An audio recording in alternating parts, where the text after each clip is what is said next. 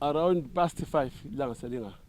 Then we saw 2 young men coming from across Dongamuzi River. They passed here, and then I suspected something. Sathi how bafana liyanga, but I put I see khona phe duzane. We were about 3. Akuyimi kulo mabhonsina kulo mazithulela uNdlovu. Yeah. So we stayed here until it was late. We slept here.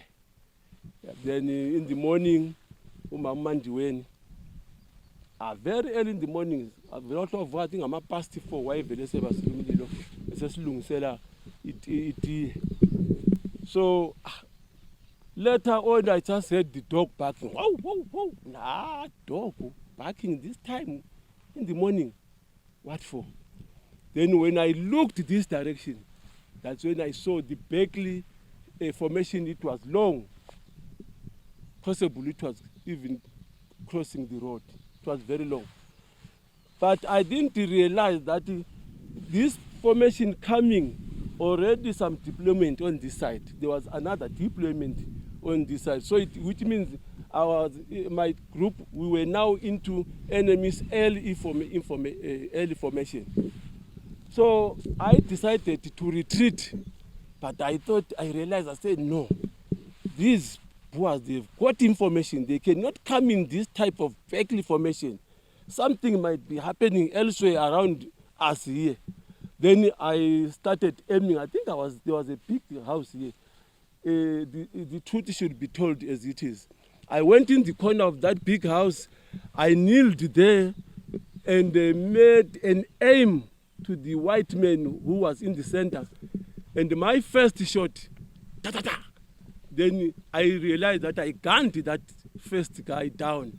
And now I started opening.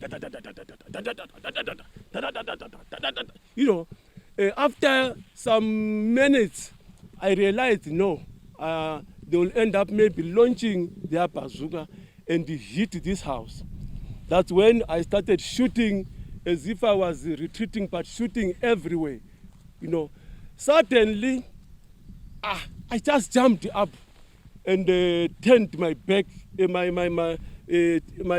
face to my back side, and then I ran few steps, and I fell down like this, as if I was listening something on the ground, and some noise came.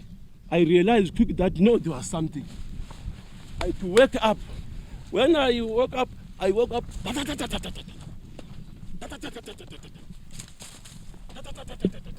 and then I disappeared in the thicket.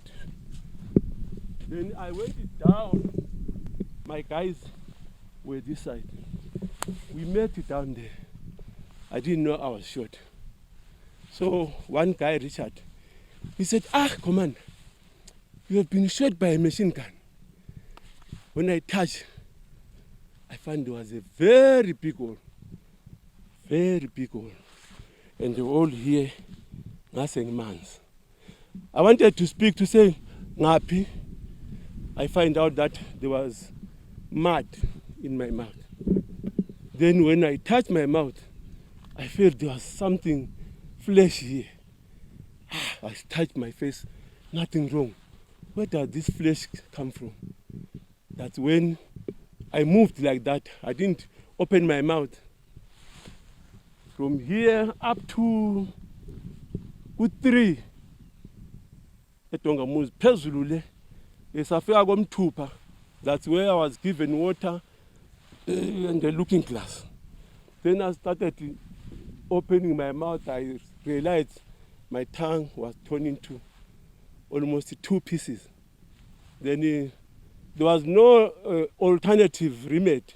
The only remedy I did was to take that piece and put it back in a better position, not even exactly. Kulimaleni lapho wadutshulwa ngezikhathi zelanga ekusendema kuba ngokusa. Wadutshulwa sibili, walimala kakhulu, abachaya amazinyo wonke la alimala aphuma. Ngamncedisa ngokuthi mina yimi engangilapha ekhaya, ngachaya ngaye St. Luke's ngathola lo ntombazana angisamazi igama lakhe nguye untombazana owangincedisayo kakhulu nguye sahamba wayasazama ukuthi sikhiphe umgorilla lo amazinyo la engaye semhlupha. This injury yokuchawa lapha, as you can see, the bullet weight it went through. It's just like there's nothing, but where it came out, you can see this mark. And I lost 14 teeth, as you can see. I don't have teeth. Huh? There's nothing. 14 teeth at the same time, not one by one, but all hit by a bullet. 14 teeth, same time gone. I had good white teeth, but I became an old man at the early age of 23 years. Huh? But there's no problem.